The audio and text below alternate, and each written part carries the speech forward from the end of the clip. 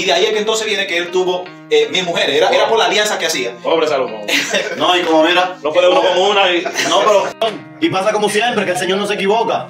Y Salomón amaba una. De esas 1000, el deleite de él era una sola. Ese era su deleite, que era la sulamita. En el recreo.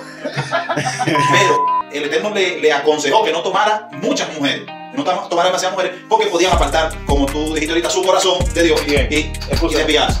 Es interesante lo que usted está diciendo porque su madre, la madre de Salomón, no la suya, Ah, la madre de Salomón, Sí, en Proverbio, se lo dice. sí. Se lo dice, que no siga el camino de las mujeres. Y dicen tú que su padre, mira, tu padre había aumentado los impuestos, el pueblo va forzado. Se reúne con este muchacho buscando una mediación No para es fácil mantener a mi mujer. bajarle. Oh, hablo con los políticos de ahora para ustedes vean. Es importante reconocer que David no asumió el reino, inmediatamente fue ungido. Se fijan, David fue ungido, pero no empezó a reinar de una vez. No. Lo mismo pasa con el Mesías, ha sido ungido, pero todavía no se le ha entregado el reino. La casa de Israel eran esas 10 tribus que vivían en el norte, que se perdieron por completo, perdieron su identidad. O sea, se mezclaron con los pueblos, fueron llevados a Siria, de Asiria se esparcieron por Europa, por Asia, de Asia se esparcieron para acá, para América, ¿comprende? Y se esparcieron por todo el mundo. Luego entonces vino un esparcimiento de Judá, porque Judá fue llevado cautivo también, como la casa de Israel a Asiria. Los judíos fueron llevados cautivos a Babilonia. La diferencia es que los judíos a los 70 años de haber sido cautivos en Babilonia, regresaron a Jerusalén, regresaron a Israel, al reino del norte, Por la promesa que exactamente había. por la promesa que había, y volvieron a ser pueblo.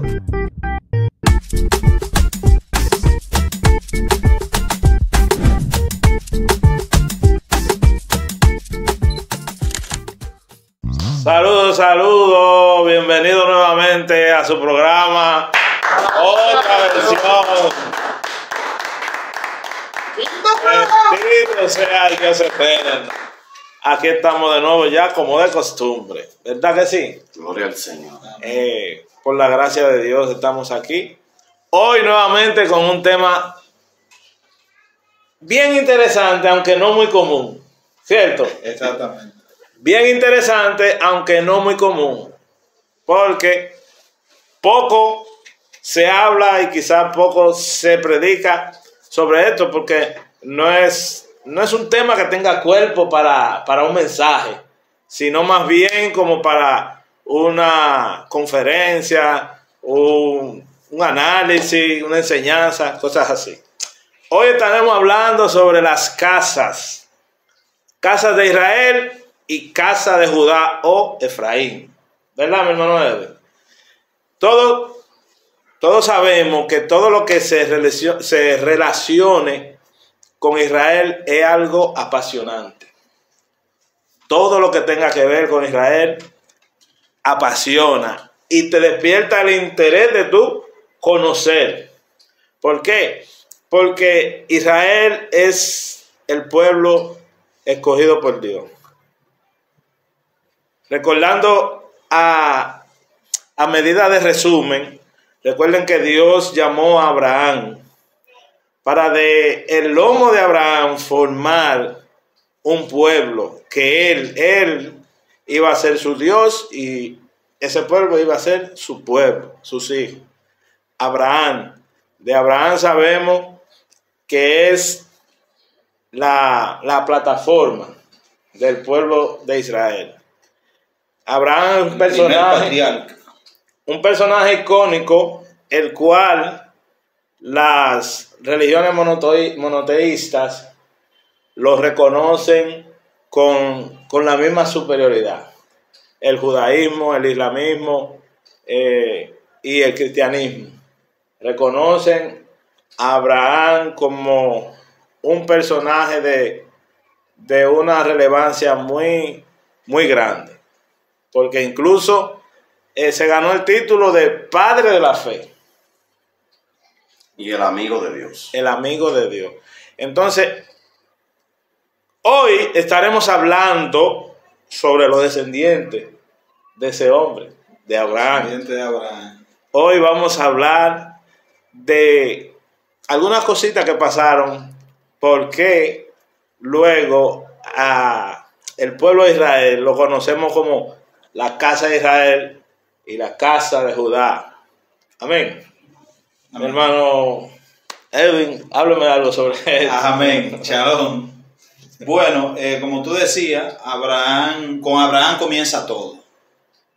Porque Abraham fue un hombre que nació y se crió en un ambiente idólatra. ¿Entiendes?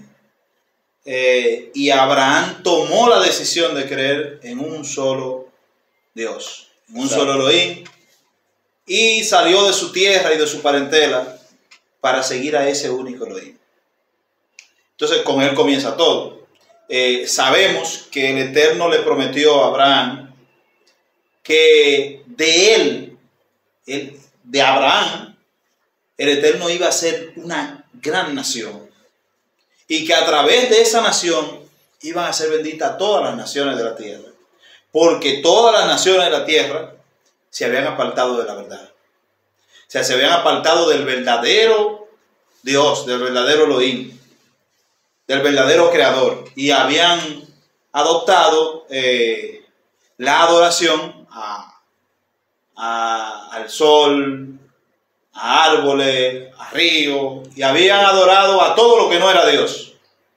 ¿Comprenden? Entonces, de Abraham nace Isaac, y de Isaac nace Jacob. Jacob y Esaú, ¿verdad? De Isaac nació Jacob y Esaú. Esaú nació primero, pero Jacob nació agarrando el talón de Esaú, ¿verdad? De Esaú.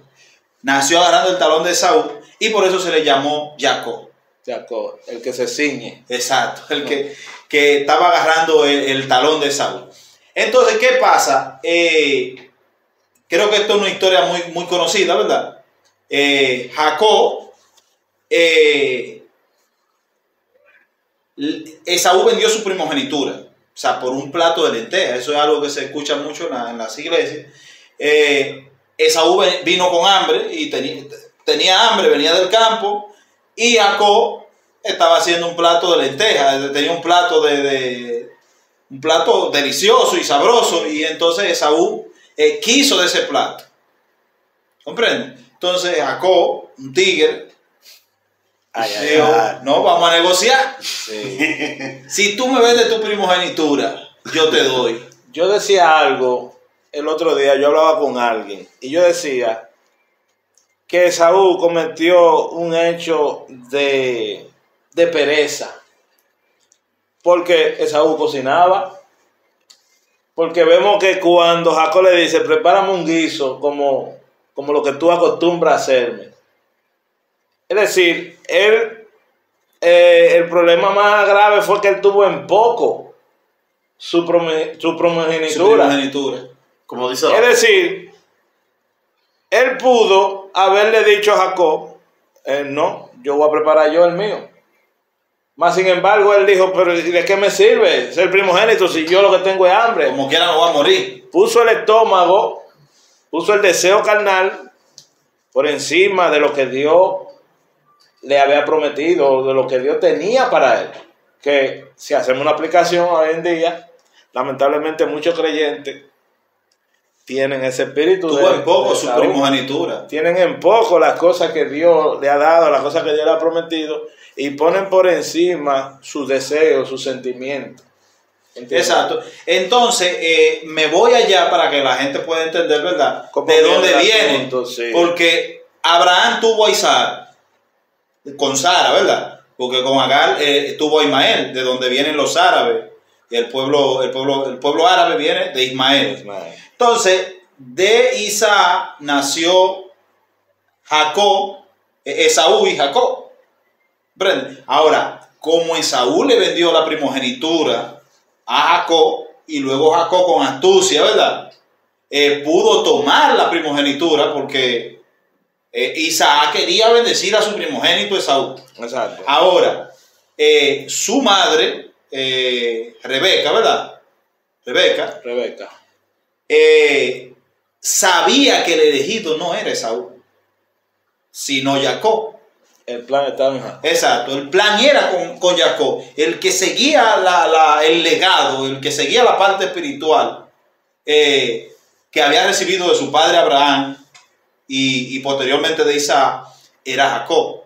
Más por profecía que había tenido la mamá de Jacob, Rebeca.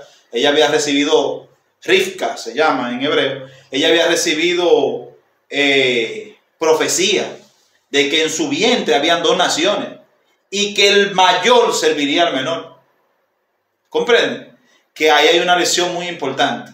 El mayor servirá al menor. ¿Qué fue lo que hizo el Mesías?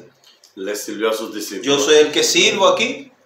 ¿Comprenden? Sí, o sea, hay una enseñanza. Dijo, si alguno quiere ser mayor, tiene que servir. El siervo de todo. Hacerse el siervo de todo. Exactamente. Y también dijo, es mayor el que sirve a la mesa que el que está en la mesa. Exactamente. Entonces, hago ese paréntesis porque es muy importante esa parte. O sea, no es que Jacob o sea más importante que Esaú, o Esaú sea más importante que Jacob, sino que tenían funciones diferentes. Y es soberanía de Dios. Y soberanía del Eterno. El Eterno había escogido a Jacob para que fuera la continuidad del linaje que venía de Abraham, porque recuérdense que Esaú se empezó a mezclar con mujeres hititas, mujeres paganas, mujeres idólatras que adoraban a otros dioses. Y entonces se corría el riesgo de que se rompiera lo que era el monoteísmo, que había seguido Abraham, posteriormente Isaac, y que debía continuar en el hijo de Isaac. Exacto. ¿Comprenden? Entonces, Jacob llegó a convertirse después de que fue a donde corriendo, ¿verdad? Corriéndole a Esaú, porque Esaú cuando le quitó la primogenitura, pues Esaú cuando vio la hora de la verdad, quiso matarlo. ¿Comprenden? Entonces, él se fue corriendo a la casa de su tío, donde allí formó su familia, a la casa de Labán, su tío. Allí se casó con Lía, que se conoce como Lea, y con Rachel, que se conoce como Raquel. Exacto. Entonces, él se casó con Lía porque Labán lo engañó. El karma, pagando, había engañado a su hermano, pues él recibió engaño. ¿Comprenden? Entonces, Labán lo engaña, él le trabajó 7 años por su hija Raquel, la hija más pequeña, y Labán le da a la mayor, a Lía. Dijo, no, tú te vas a casar con Lea, porque aquí la costumbre es esa, yo no te puedo... Dice Labán, yo no me voy a quedar con la fe aquí, ¿no? Para mantenerla yo. Pero ustedes a primero. Ay, que te encuentres esposo donde sea. No, lo que pasa es que Raquel era el alma gemela de Jacob, y él se enamoró inmediatamente de ella cuando la vio. Exacto, pero hay un detalle ahí. Jacob no se interesó en conocer los detalles. Él entró, se enamoró, que está bien, y esa era la que Dios realmente él amaba. Exacto. Pero esa era la que él amaba, varón, pero esa no era la que Dios hubiera escogido para él. no, yo digo Raquel. Jacob, pero ¿cómo le digo? Jacob. Esa fue la que Jacob amó, Raquel, porque él mismo lo dice. Cuando nace José, que se le pierde el hijo, él dice, de mi mujer, la que yo amaba. O sea, él nunca quiso a Lea, pero la que Dios eligió para Jacob fue a Lea. Pero que Jacob no estaba claro de lo que... Labán tenía un pensamiento y Jacob otro. Y Jacob estaba muy, muy contento y confiado de lo que iba a recibir. Sí, porque no sabía que lo iba a ir. Y Labán estaba contento también. Porque Labán dijo, oye, voy a cumplir mi propósito. Se me va a ir, voy a casar a la mayor como debe de ser. No, y que hay otro detalle. Hay otro detalle con Labán. Y es que Labán vio que lo que Jacob tocaba, prosperaba. O sea, la bendición que él había recibido, eso fue automático. Exacto. O sea, ahí todo lo que él tocaba, prosperaba. Este hombre yo no lo puedo dejar ahí. Ahí comienza. Este hombre no me puede ir de aquí. Oye, ahí podemos decir que Dios comienza a darle los indicios de la prosperidad que venía a través de Jacob. Lo que él le había prometido a Abraham. Exacto. Que se comienza a cumplir en Jacob. Sí. Porque ahí es cuando nosotros vemos que Jacob tiene sus 12 hijos, de los cuales salen las 12 cabezas de la familia, de lo que hoy estamos tratando, se forma el pueblo de Israel. Donde se pone el pueblo de Israel, que luego más adelante vamos a decir por qué se dividió en 2 casas. Y hay una casa que recibe 2 nombres. Exacto, que es a donde queremos llegar. Entonces, Jacob llega a la casa de Labán, ¿verdad? Se casa por engaño con Lea, le dan a Lea en lugar de Raquel y vuelve y trabaja 7 años por Raquel. Para que lea bien. Y trabaja 7 años. Yo te voy a dar la menor también, pero tiene que trabajarme 7 años más. ¿Comprende? En 7 días te la doy, pero son 7 años de trabajo. Y 7 años de trabajo. Entonces volvió y se casó con Raquel. Y pues ya sabemos la historia. De ese matrimonio de Jacob con Lea, con Raquel y luego con la sierva de Lea y la sierva de Raquel, que cada una de ellas se le entregó a Jacob. O sea, Lea le entregó su sierva a Jacob. Y Raquel le entregó su sierva a Jacob. Cuando analizamos el relato, es como una competencia. Ah, tu sierva le dio una. No, toma mi sierva. También dale uno a mi sierva. Porque el detalle. Y el pobre Jacob ahí sufriendo. Lo que pasa es. lo que pasa es. ¡Qué sufrimiento! Lo que pasa es que ella. Lea ve que la acción de Raquel, de darle a su sierva, hizo que Raquel concibiera. Ya Lea no estaba dando hijos. ¿Comprende? Entonces Lea, pues vamos a darle a la sierva también. Y vamos a tener hijos por medio de la sierva. ¿Comprenden? Y de esas 4 mujeres que tuvo Jacob, Lea, Raquel y sus 2 concubinas. Silfa y Bima, ¿cómo es? Ajá, exacto. Silfa y no recuerdo muy bien el nombre. Es como Bima, no recuerdo. Exacto, pero de esas 4 mujeres, de esas 4 mujeres nacen 12 hijos. Varones. Y una 12 hijos varones y una hembra. Sí. Entonces, esos 12 hijos varones fueron los que se convirtieron cada uno en una tribu posteriormente.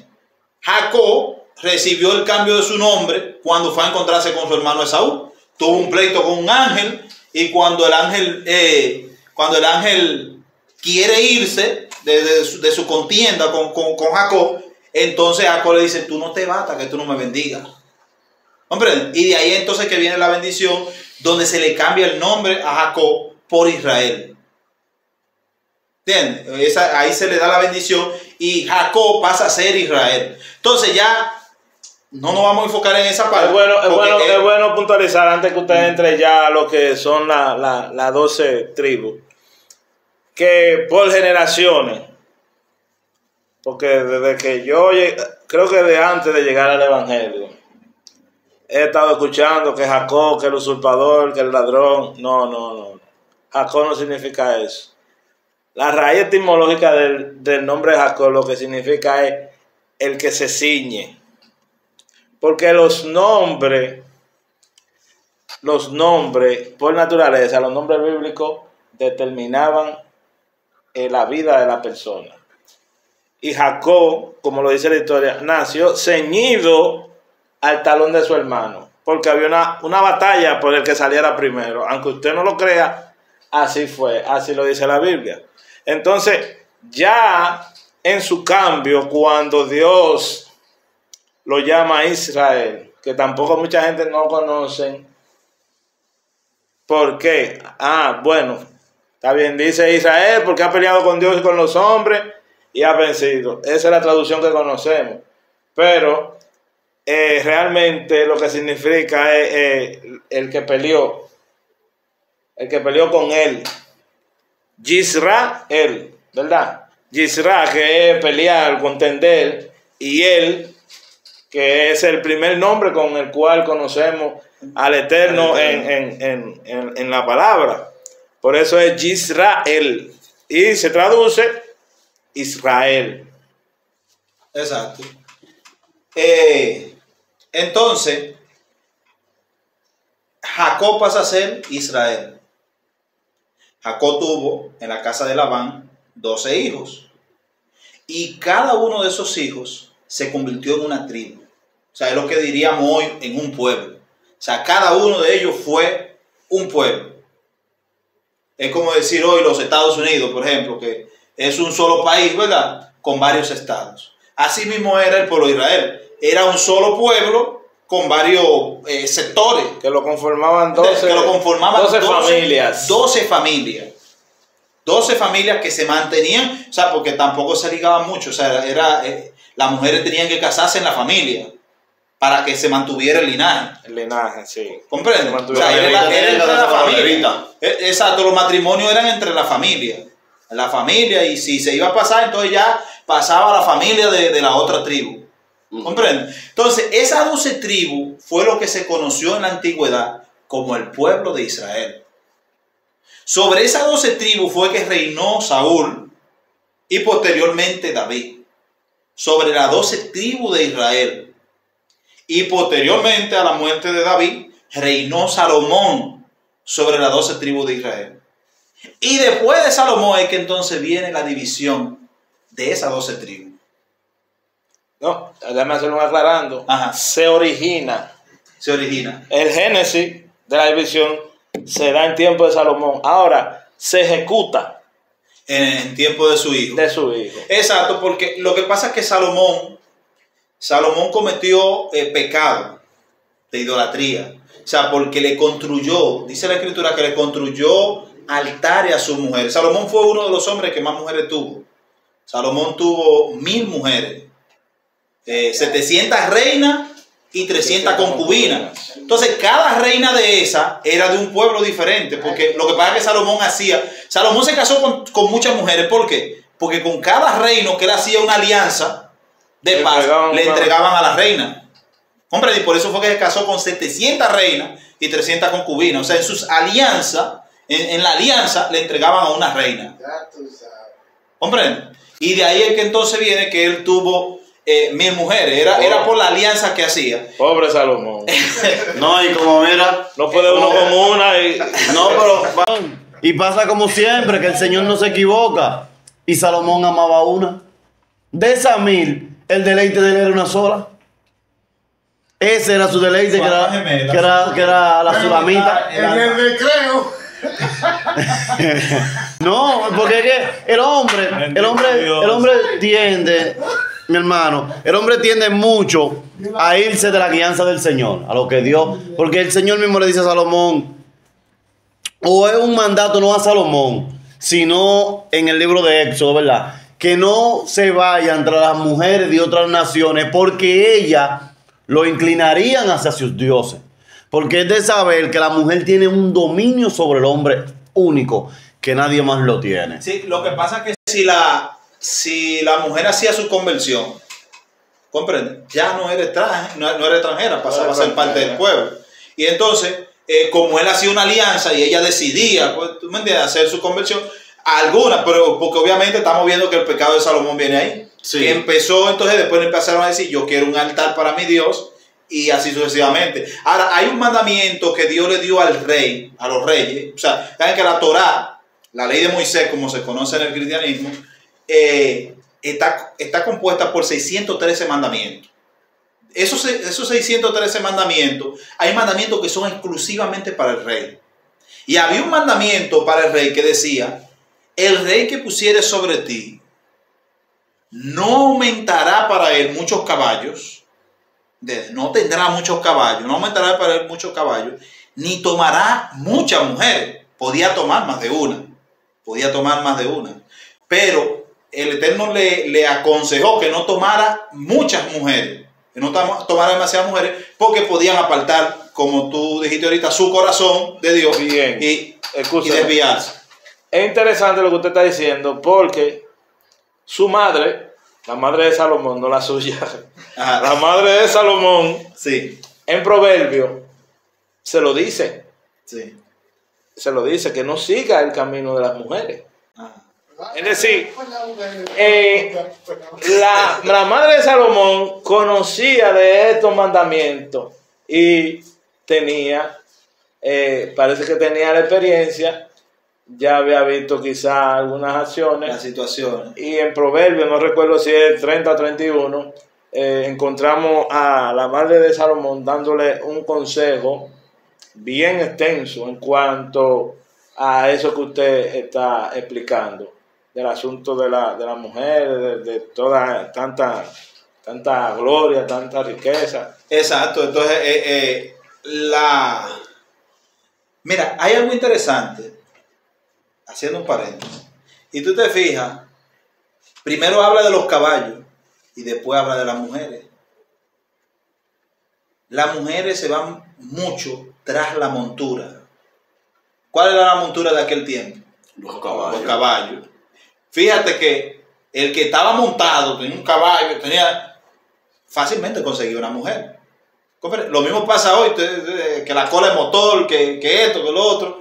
Las mujeres les gusta andar montadas, les gusta la comodidad. ¿Comprende? Entonces, era una de las razones por las que no aumentara mucho caballo. Porque así ¿comprende? Porque iba a atraer muchas mujeres. Además de que los caballos también era principalmente por eso, porque después, si tú te fijas, después de eso, entonces le dice, no tomará para él muchas mujeres. ¿Comprende? Entonces, ¿cuál fue el pecado de Salomón en sí? El pecado de Salomón no fue tener muchas mujeres, porque ese es otro tema. Ese es otro tema que trataremos ya después. ¿Por qué tuvo muchas mujeres Salomón? ¿Era un pecador por tener muchas mujeres? ¿Por qué tuvo 4 mujeres Jacob? ¿Era un pecador por tener 4 mujeres? No, ninguno de ellos cometieron pecado por tener más de una mujer. Eso es otro tema. El detalle aquí el pecado de Salomón era que había hecho altares a las mujeres, a sus mujeres, le había hecho altares. ¿Comprenden? Esos altares que le había hecho a sus mujeres, haciendo eso, cometió pecado.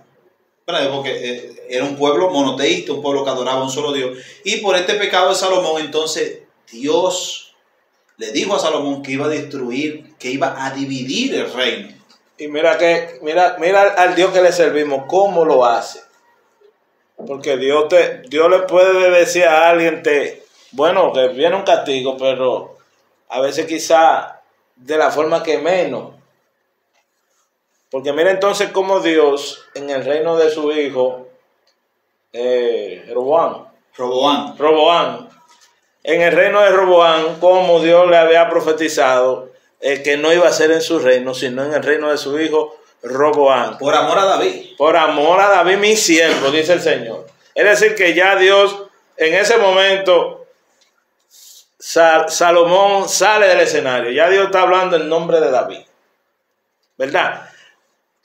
¿Qué pasa? Este muchacho joven, imagínate, hijo del hombre más sabio del mundo, el hombre más famoso del mundo conocido. Y nieto del abuelo más peligroso. Dime tú, este muchacho viene con todo ese brío, quizá engreído. Con el apoyo. ¿Qué pasa? Se murió el viejo Salomón. Vienen los consejeros de Salomón. Se reúnen con él, que muchos conocen la historia, y dicen que su padre, mira, tu padre había aumentado los impuestos, el pueblo va forzado. Se reúnen con este muchacho buscando una mediación para... No es fácil mantener a mi mujer. Bajarle... había que... Hablo con los políticos de ahora para que ustedes vean. Se parece el escenario, ¿verdad? Le aumento la carga al pueblo para yo poder tener la querida y toda esa cosa. Bueno, pero ese no es el tema, como dice usted. Exactamente.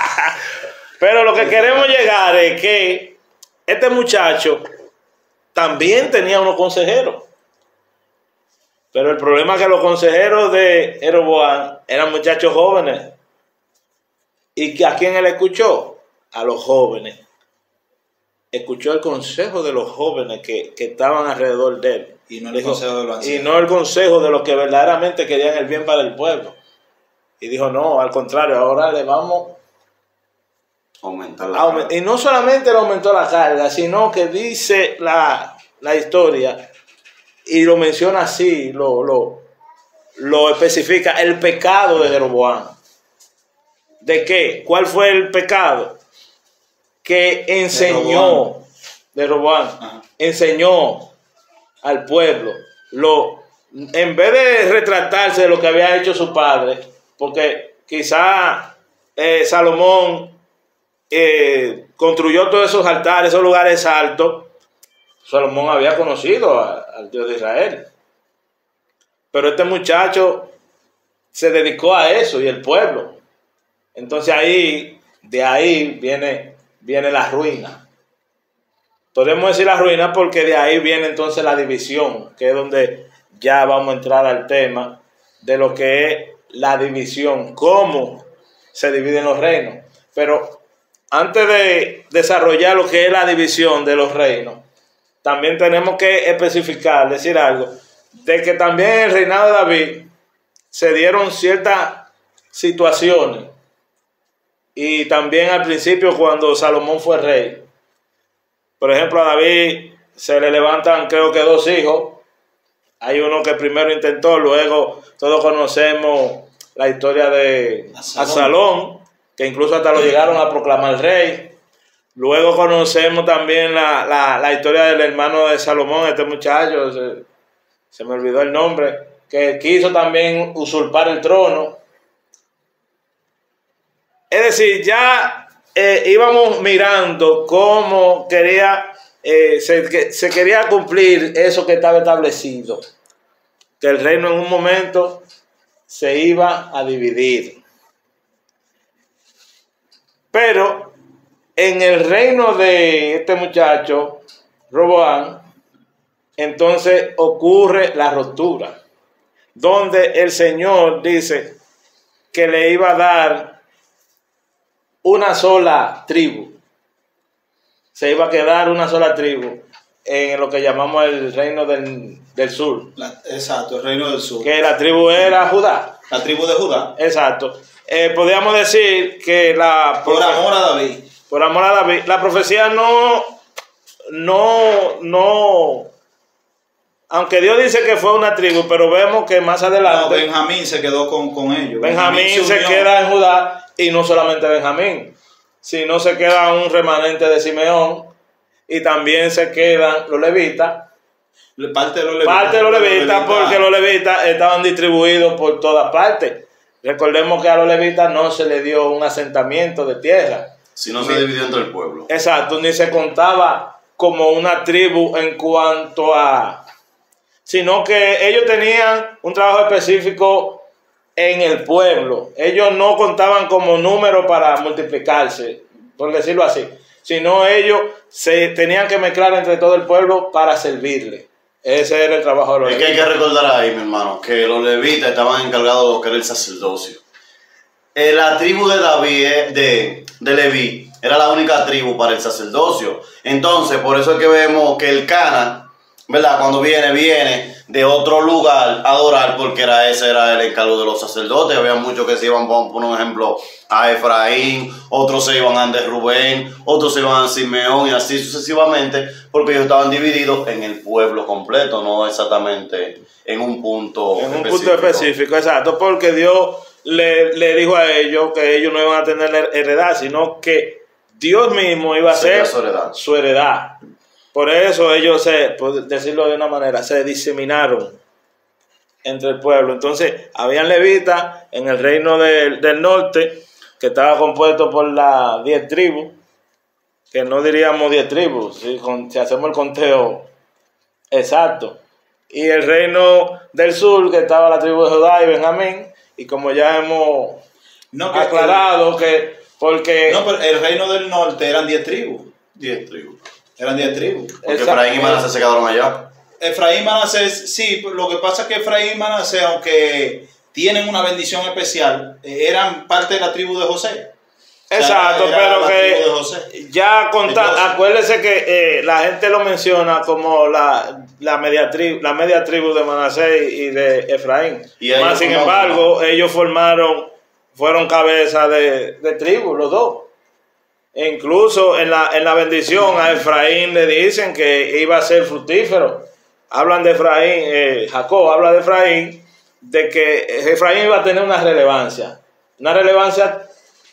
tan que incluso a Israel también se le menciona como casa de Efraín. Exacto, sí, es muy importante aclarar el punto sobre Efraín. ¿Quién era Efraín? Efraín fue uno de los hijos de Joseph. Y Joseph, o José, como lo conoce la gente, era uno de los hijos de Jacob, uno de los 12 hijos de Jacob, el cual sus hermanos vendieron a un mercader, y este mercader lo llevó a Egipto y lo vendió en Egipto como esclavo. Entonces, Joseph en Egipto se convirtió en el gobernador de Egipto por un sueño que le interpretó al faraón. Y entonces Joseph se casó, o José se casó en Egipto y tuvo 2 hijos, Efraín y Manasés. Entonces Jacob, antes de morir, bendijo a Efraín y a Manasés. Que y por eso hay un detalle importante ahí, que vemos la bendición, la profecía, porque podemos decirlo así, una bendición con profecía de Judá, que Judá pasa a ser primogénito, pero también cae una primogenitura sobre José, la cual Jacob adopta a sus hijos y lo adopta como suyo, a Efraín y a Manasés. sí. Porque el acto de adopción entre los hebreos, en el pueblo de Israel, cuando una gente adoptaba un niño, el acto público de adopción era sentárselo en las piernas. Y dice que él se lo sentó en las piernas y luego, cuando lo va a bendecir, está en el orden, era en el orden correcto, porque José está preocupado, porque es decir, sabe que Efraín es el primogénito, y él dice, pero Jacob también sabe que Efraín es el primogénito, que ahí entonces donde se menciona la famosa bendición de la mano cruzada, porque José se lo coloca exactamente como van, el menor en la mano izquierda y el mayor en la mano derecha, más sin embargo Jacob, ya casi perdiendo la visión, cruza sus manos y los bendice. Y ahí le declara todo lo que ellos iban a hacer, que en un futuro, sin caer ninguna palabra por tierra, se cumple. Claro. Se cumple. Entonces, sobre Efraín y Manasés, cae la parte de la primogenitura que perdieron Rubén y Simeón. ¿Por qué perdieron Rubén y Simeón la primogenitura? Eso es importante también que la gente lo sepa. Sí. ¿Se lo quiere decir usted? Dígaselo, no dígaselo. Rubén, primeramente, relata la palabra que se llegó a una de las mujeres de Jacob, a una de las concubinas, y por lo tanto vio la desnudez de su padre, que era algo prohibido, era algo penado, y perdió la primogenitura. Más adelante sucede un hecho, como Rubén pierde su primogenitura, la primogenitura cae sobre Simeón, que es el segundo. ¿Qué pasa?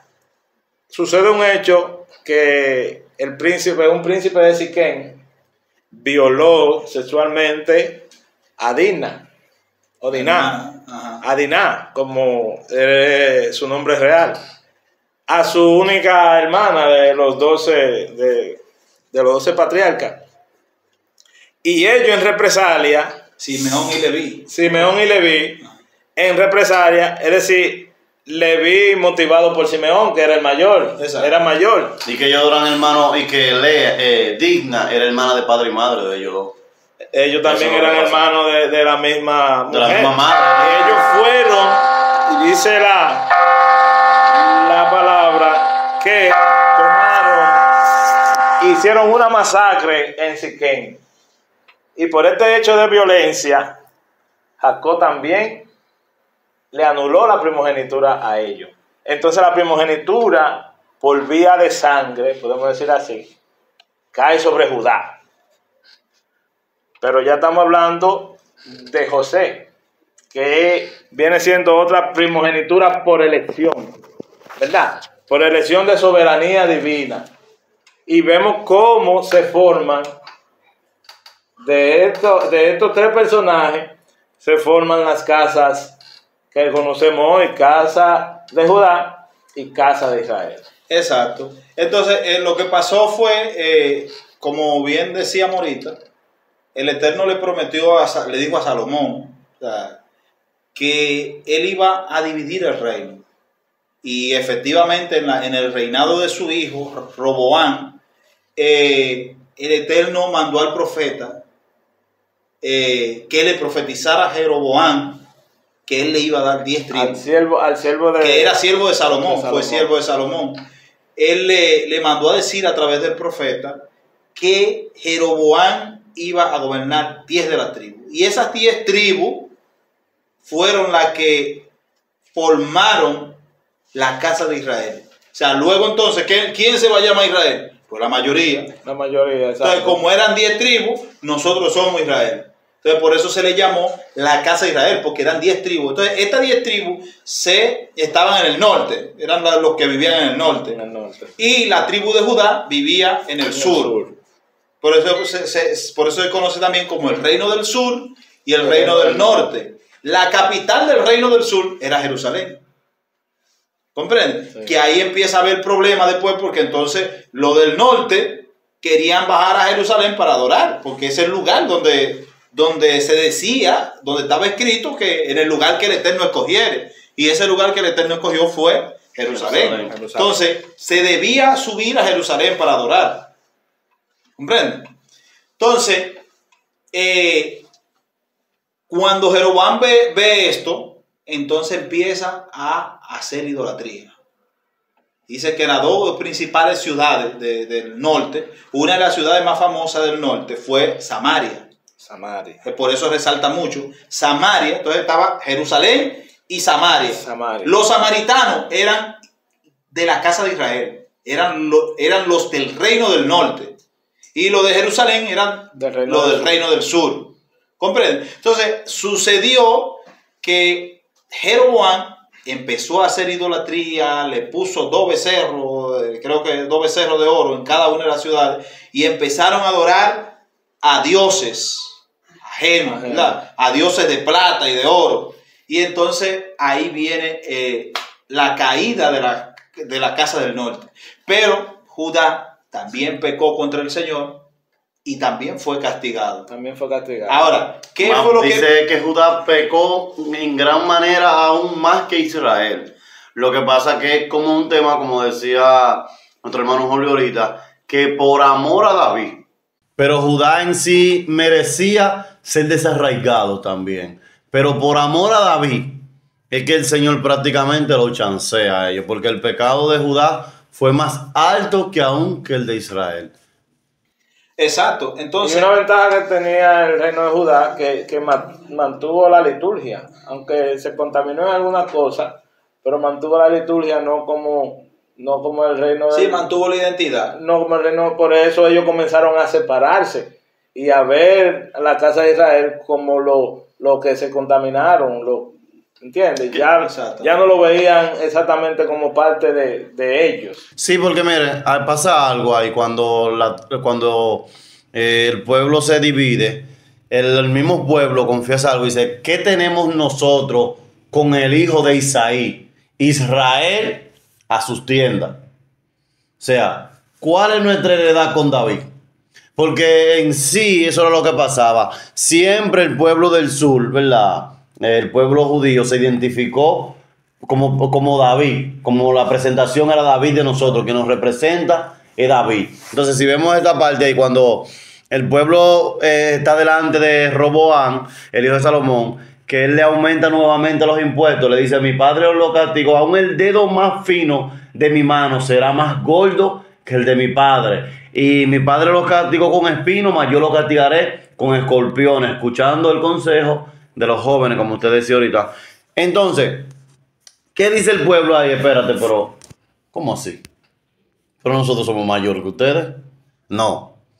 ¿Qué heredad tenemos nosotros? Ve como que no ni siquiera lo menciona como el hijo de Judá, sino ¿qué tenemos nosotros con el hijo de Isaí? Israel a sus tiendas. O sea, desde hoy nos dividimos. Y dice la palabra mismo que esto venía del Señor para cumplir su palabra, lo que le había dicho a Salomón por la idolatría de Salomón, como decía nuestro hermano Edwin.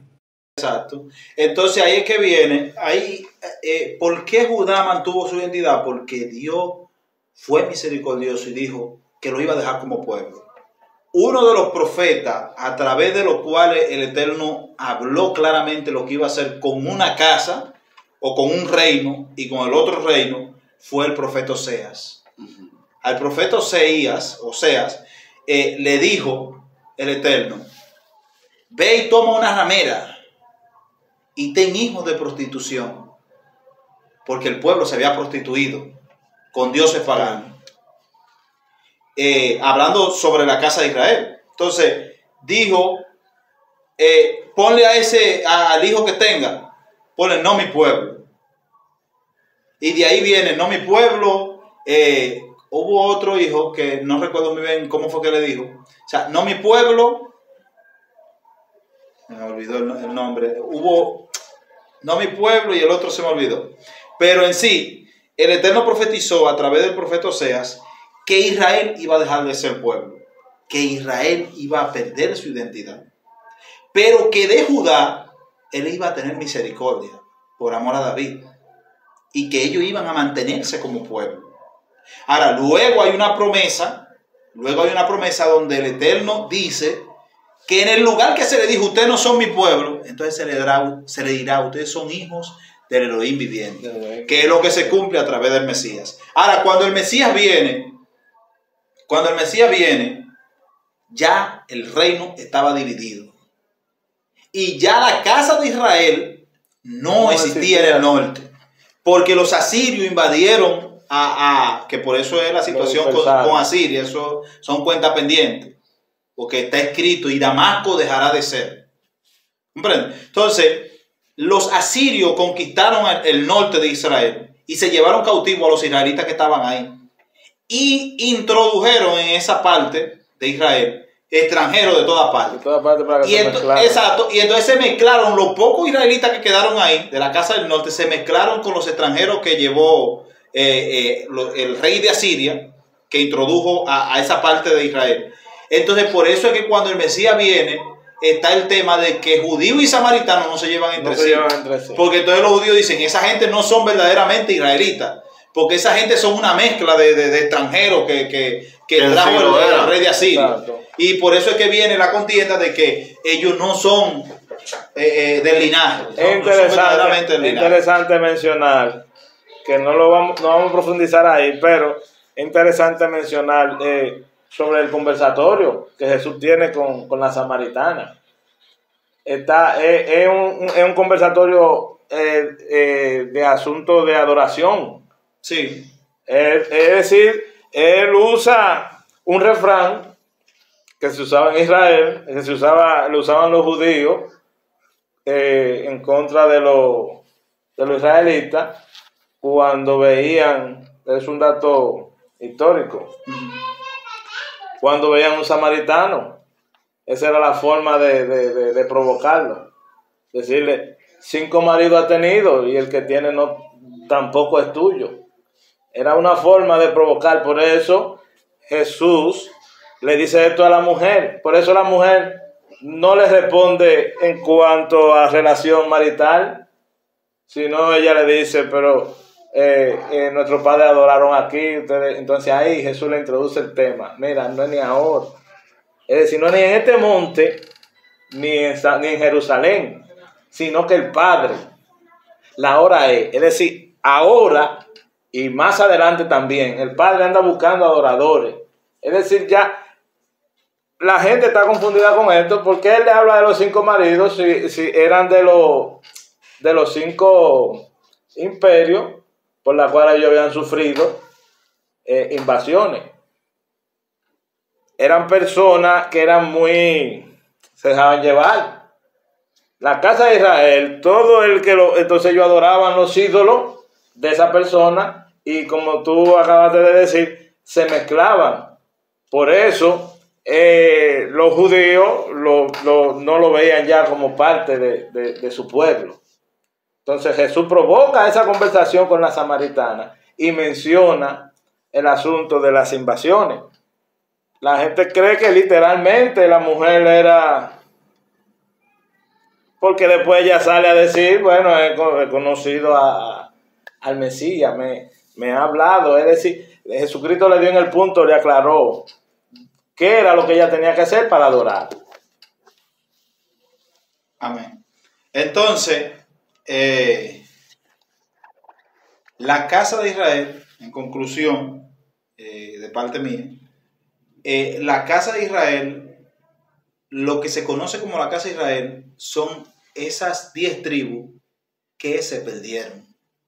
Porque esas 10 tribus perdieron su identidad y más nunca pudieron restaurarse.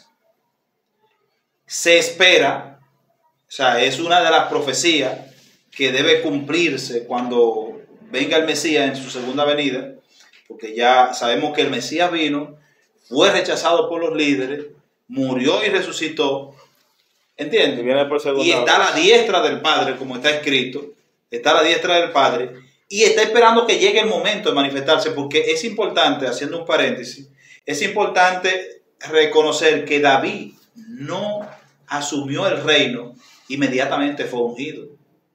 Se fijan, David fue ungido, pero no empezó a reinar de una vez. No. Lo mismo pasa con el Mesías, ha sido ungido, pero todavía no se le ha entregado el reino. ¿Comprenden? Todavía no se le ha colocado la corona, al menos en este mundo, en este plano existencial. Déjame hacer un paréntesis ahí, Eden, para tú concluyas. En la conversación de Pilato y el Señor le dice eso a Pilato. Ahí el Señor descubre ese misterio y le dice, mi reino no es de aquí. No es de este mundo. Si mi reino fuese de aquí, pues viniera y se peleara por mí. Porque por eso es que Pilato se queda maravillado. Y Pilato entiende que el hombre no es cualquier cosa. Y que tú tienes que saber también que los discípulos estaban dispuestos a pelear por ese reino, Sí, por ese que ellos reino. creían. Por el reino terrenal, pero el Señor revela y dice, Que no mi entendieron reino no es nunca. ahora, ¿no? No, el Señor ahí lo revela y dice que mi reino no es de aquí. Mi reino no es de aquí, porque como decía Edwin al principio, se decía ahorita, el reino se había acercado, estaba más cerca, pero no había llegado. Una cosa, yo estar cerca, Julio, ¿por dónde tú vienes? Estoy cerca, pero todavía no ha llegado. No ha llegado.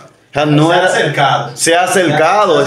Y Está- si el pueblo, porque el detalle es que esa generación no estaba preparada para recibir al Mesías rey, al Ben David, sino al Ben Yosef, al Mesías sufriente. Había una historia de eso, una enseñanza de que si el pueblo estaba preparado, iba a recibir al Mesías Ben David. Exacto, Al hijo de David. el Pero si no redentor. estaba preparado, exacto, pero si no Al estaba hijo del preparado, hombre, es decir, iban al a hijo de recibir José. al Ben Yosef. Mesías ¿Entiendes? sufriente. Al Mesías Porque sufriente. el Ben Yosef era que representaba la libertad física, podríamos decir. Exactamente. Del yugo, que eso era lo que ellos esperaban. Que por cierto, se levantaron muchos sediciosos y organizaron movimientos. El mismo Barrabás no era un ladrón como se ha predicado. Bar Abba, hijo del padre. Exacto. Bar-Abba, que significa hijo del padre. Lo que pasa es que se traduce como Barrabás para darle la Se lo traducen señal así. latina. Pero era Bar Abba, Exacto. que es hijo del padre. Y si usted lo lee, ahí mismo lo dice, estaba preso por sedición. Él no era un ladrón como han predicado gente. ¿Y qué era un sedicioso? Un sedicioso era alguien que organizaba un grupo y se levantaba en contra del imperio para tomar el poder por medio de las armas. Por medio de la sangre. Entonces, cuando Jesús viene y dice que Él es el rey de Israel y comienza a llamar discípulos, pues lógicamente estos discípulos creían, porque hay que estar claro de esto, ellos nunca creyeron que su reino era espiritual, porque si lo habían entendido así, ninguno se dispersa. Ok, Pedro recibió ciertas revelaciones por misericordia del Padre, y eso también tenemos que analizarlo, porque Pedro dice, tú eres el Cristo, el Hijo del Dios viviente. Tú eres el Mesías, el enviado. Es decir, si interpretamos esta palabra de Pedro, quizás Pedro está diciendo, oye, pero si este es el enviado y es el Hijo del Dios viviente, ¿quién nos va a detener? Nosotros vamos para el poder de línea. Sí, es decir, lo que pasa que... ¿me entiendes? Sí. Esa puede ser el deseo y la interpretación que él le da. Mira algo importante, hablando de los reinos. Algo importante es que David hasta el último momento respetó la unción que había sobre Saúl. ¿Comprenden? Respetó que Saúl era el ungido y que era el rey en eminencia todavía. Exacto. Así mismo el Mesías fue ungido como rey, pero quien está reinando ahora mismo es Judá. E incluso el Mesías dice, he aquí que los escribas y los fariseos se sientan en la silla de Moisés, que eran los líderes del pueblo judío en ese momento. en la cátedra de Moisés, o la silla. Es bueno aclarar también lo que es cátedra, porque la gente dice, está dando cátedra, que está dando un buen discurso. La cátedra de Moisés era una silla donde se sentaban los rabíes. Exactamente, la silla. Porque al contrario de Occidente, que en Occidente se enseña de pie, en Oriente no, en Oriente lo contrario, los maestros se sientan a enseñar. Se sientan a enseñar. En Occidente no, en Occidente Se paran Sí. para que los demás lo vean. Exacto, entonces, como ellos, dice, ellos se sientan en la silla de Moisés, en la cátedra de Moisés. Así que todo lo que ellos le digan que hagan igual, háganlo igual. Solamente no imiten sus obras. Lo que yo. ¿Comprenden? Porque ellos dicen y no hacen. El problema era ese. Entonces, en conclusión, la casa de Israel eran esas 10 tribus que vivían en el norte, que se perdieron por completo, perdieron su identidad. O sea, se mezclaron con los pueblos, fueron llevados a Siria, de Asiria se esparcieron por Europa, por Asia, de Asia se esparcieron para acá, para América, ¿comprende? Y se esparcieron por todo el mundo. Luego entonces vino un esparcimiento de Judá, porque Judá fue llevado cautivo también, como la casa de Israel a Asiria. Los judíos fueron llevados cautivos a Babilonia. La diferencia es que los judíos a los 70 años de haber sido cautivos en Babilonia regresaron a Jerusalén, regresaron a Israel, al reino del norte. Por la promesa que había. Exactamente, por la promesa que había, y volvieron a ser pueblo.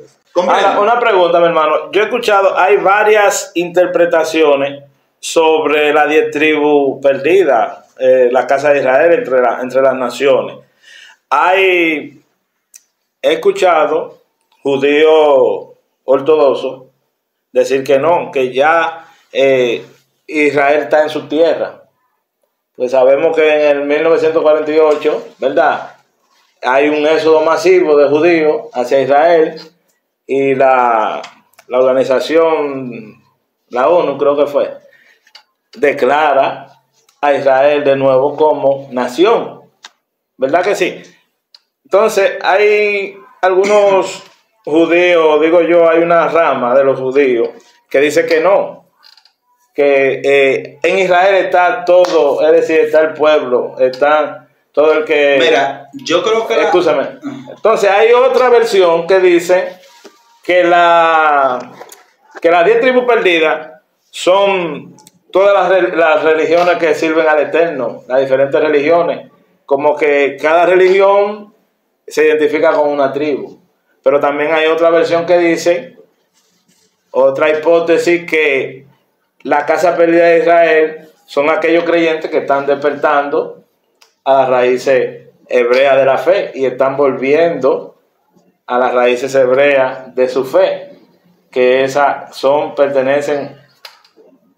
Entonces, ¿qué podríamos decir en esta tarde? Bueno, mira, ¿Cuál es su...? Lo primero es lo siguiente. Los judíos que existen hoy son contables. La descendencia de Abraham no se va a poder contar. Con eso yo creo que está resuelto ese asunto de los judíos. La descendencia de Abraham será incontable. Dice, Dios le dijo a Abraham, si tú puedes contar las estrellas del cielo, los granitos de arena de la mar, tú podrás contar tu descendencia, porque así será. Entonces, los judíos que existen hoy son contables. Se sabe cuántos judíos hay en el mundo. No solo en Israel, porque en Israel no están todos los judíos. Exacto. Los judíos están dispersos. O sea, hay una gran parte de judíos en Israel, pero hay judíos en diferentes países del mundo. En diferentes países del mundo hay judíos. Entonces, son contables. Eso no es cierto. Ahora, ¿dónde está la casa de Israel? La casa de Israel está entre las naciones. Pueden ser religiosos, pueden ser religiosos y pueden ser personas que no sean religiosas. ¿Comprenden? Pero la casa de Israel, la casa de Israel puede ser o no religioso. No se sabe quiénes son. Son personas que están en cada país y nadie sabe quiénes son, porque es que no tienen identidad, están escondidos en las naciones. Hay que analizar algo. En la promesa, cuando la promesa se le da a Abraham, se le dice, y en ti serán benditas todas las familias de la tierra. Exacto. En ti, en Abraham. Refiriéndose, como decía nuestro hermano Edwin al comienzo, con Abraham comienza todo. Si vemos algo que Cristo decía, hacía mucho paréntesis, era, pero en el principio. O sea, cuando a ustedes se le dijo por primera vez, no fue así. Se le dijo de esta forma. A quien se le da la promesa es Abraham. Después el apóstol Pablo dice algo interesante, pero ya no son hijos de Abraham. O sea, judío es aquel por medio de la fe. ¿Y quién fue el padre de la fe? ¿Por qué usted es hijo de Julio? Porque él fue el que le concibió a usted. Entonces, ¿por qué somos hijos de Abraham? ¿Por medio de qué? A la fe. Entonces, esa fe es incontable. Esos hijos no tienen número. Porque todo aquel que abraza esa fe y cree al Dios que Abraham creyó, es hijo de Abraham. Viene de él, porque el mismo Jesús dice, si fuese hijo de Abraham, a mí me amarían. Pero ustedes no son hijos de Abraham. Son hijos de la fe, en otra palabra. Claro. Si ustedes fueran hijos de la fe que Abraham abrazó, ustedes a mí me amaran. Pero ustedes no me aman porque no son hijos de Abraham. Es como dice el hermano Edwin. Ahí es que se le da la base a lo que nuestro hermano Edwin dice. Exacto. Es aquellos que creen. Entonces, para terminar ya y darte la oportunidad con la pregunta que tú me hiciste. Los judíos que existen hoy no son la totalidad de Israel. Eso es obvio. Son más los que faltan que los que están. Lo que está. Sí. Para conformar el pueblo de Israel. Son más los que faltan que los que están. Porque no es lo mismo los descendientes de dos tribus, ¿verdad? Benjamín y Judá, que se quedaron en el sur, que los descendientes de 10 tribus. Más la tribu de Manasés y la tribu de Efraín, que son prácticamente 12 tribus. ¿Comprende? Entonces, Ahí conforman las 12 tribus, porque recordando que Manasés es media tribu, Efraín es media tribu, hacen una tribu. Entonces la tribu que faltaría para formar las 12, que era la de Leví, que estaba disperso, que no tenía punto, pero sí Manasés y Efraín sí tenían un punto. Ellos, como usted dice, la tribu nunca tuvieron completa, siempre tuvieron las 12 tribus formadas. Lo que yo iba a decir era lo siguiente. En el Brit Hadashah dice, si ustedes han venido al Mesías, es porque ustedes son simientes de Abraham. O sea, aquellos que vienen al Mesías, el Padre lo trae, dice. Es el Padre que lo trae. Entonces, esos son descendientes de Abraham. Esos son descendientes de esa tribu. Yo pienso y creo de que todo aquel en el cual, como dijo el Padre, que llegará un momento donde no habrá, sino, ¿cómo le digo? Como un pueblo específico, sino de que Él pondría su ley en la mente y el corazón. Es decir, ya no es un asunto de liturgia, ya no es un asunto de lugar geográfico. Es todo aquel al que el Padre ponga su ley en su mente y el corazón, el pueblo de Dios. Amén. Que Dios nos bendiga, que la paz del Señor sea con cada uno de nosotros. Nos vemos para la próxima entrega. Shalom, hasta el próximo programa. Y no olvide suscribirse y darle me gusta al canal.